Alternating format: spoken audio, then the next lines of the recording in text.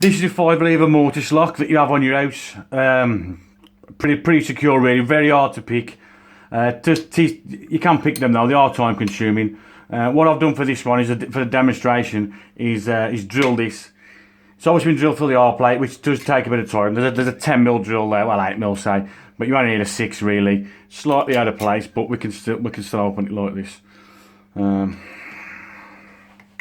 Okay, there's my cam turner.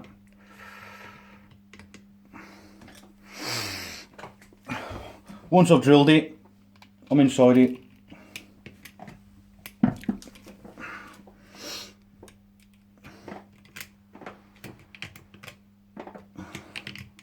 Just get me in it.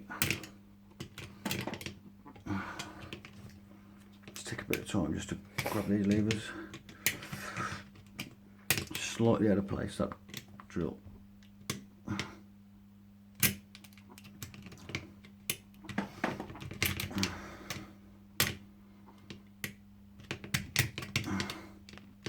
Okay, we're not far away. Okay, so a bit of playing about just to get these levers in place, and wiggle wiggle, and then it's just starting to turn, and it's open.